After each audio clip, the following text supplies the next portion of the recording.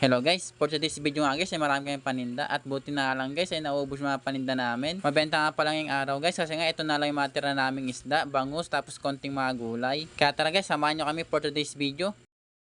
Bago nga pala yan guys, nagising na pala ako ng umaga, medyo madilim nga pala dito guys. Tapos sila kay Joby nga ay wala pang isda. Tapos yung gulay naman guys ay nandito na nga, kakarating nga lang. Kaya si Frankie nga ay mamimili ng mga gulay, tapos ako naman sa isda. At ito nga guys, nakadisplay na mga paninda namin. Di na kami nag-video kanina para mabilis kami at maaga. Marami nga pala kami paninda ngayong araw guys, kasi nga si Frankie ay may mga saging din binili niya. Tapos ito na may matinda ko guys, isda, manok, baboy at mga gulay pa. At nandito na pala kami sa masukin namin guys. Ito nga si nanay ay binumano namin, kumuha sa amin ng saging tapos mga gulay. Kumuha nga rin pala si nanay guys ng hipon at isda. Ang total nga na nakuha ni nanay ay 400 plus.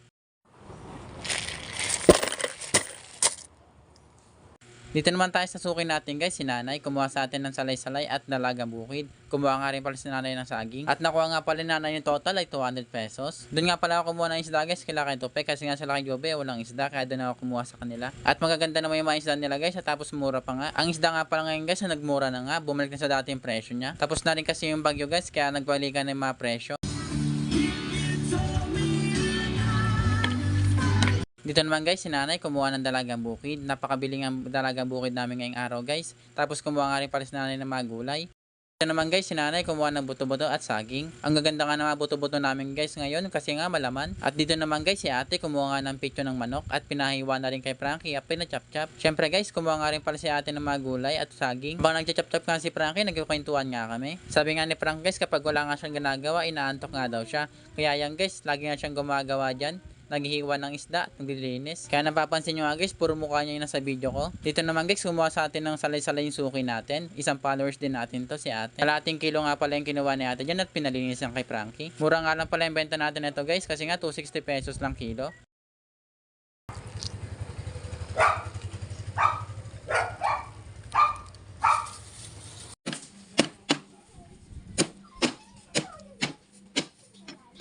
Kumuha naman sa amin dito guys ng mga hita ng manok. Dalawang tao nga pala kumuha dito.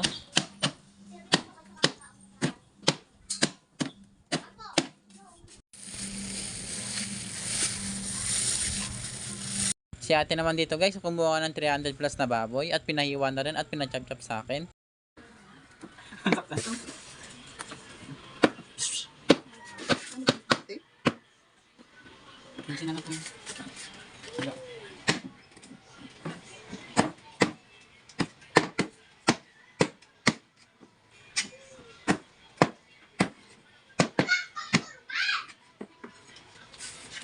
Ito nga pala si ate guys, ay bagong suki namin. Kaya inalagaan namin para lagi sa amin bumibili at binibentahan din namin ng mura. Patur lagi, patur na. Ano pa?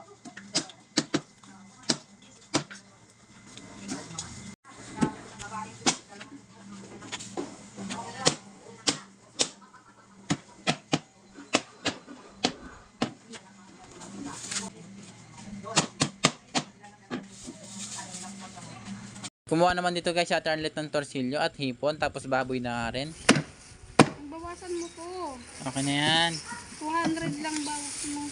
Yan nga guys, sabi nga ng Arlet, ay bawasan ko daw yung hipon niya kasi sobrang dami. Kaya nga guys, binawasan natin. Konti na lang kasi yung hipon natin guys, kaya nilahat natin. At eto na nga guys, nilatan ni ate yung torsilyo na benta namin. Isa't kalahati nga pala yung kinuha ni ate at pinalinis na rin kay Frankie. Grabe nga guys, konti na lang yung paninda namin isda dito dahil nga bangus na lang marami at may mga konting salay-salay. Kumuha nga rin pala si suki ng talong at siling green. Tapos ayan nga guys, dalawang plastic nga pala yung torsilyo. Grabe nga guys, sobrang salamat nga pala kami kay ate. Inubos yung paninda namin torsilyo. Ayan dong. Tutorial ah. Yung sa amin kamay mo, baka mamaya maluto. Plastic daw yan. Sama mo dun.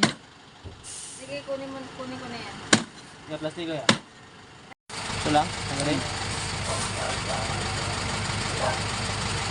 Ito naman guys, binigay ko na ng mura tong hipon, 110 pesos na nga lang. Kasi nga ito yung tira ni Ate Arlet na hipon. At buti na nga lang guys, yung suki namin bumili ng maraming gulay. Tapos sinubos din sa salay namin. Kaya ito na nga lang natirang isda namin guys sa Ibangus. Tapos konting gulay na nga lang natira sa amin. Kala nga namin guys, hindi maubos yung mga isda namin ng paninda. Tapos konti na nga lang gulay namin. At pauwi na nga kami guys. Tapos ito naman yung ulam namin ngayong araw guys. Tapos natirahan kami ng isang hita na manok. Tapos 2 pirasong bangus. Binalik na rin pala namin yung mga gulay at isda guys. Tapos ito nga, malinis na yung kariton. Kaya uwi na nga kami ni Frankie para makapagpahinga na. Tayo nga lang muna for this video guys. Kung nakaabot ka man dito, don't forget to like and share. Maraming salamat. Kita-kits sa next video.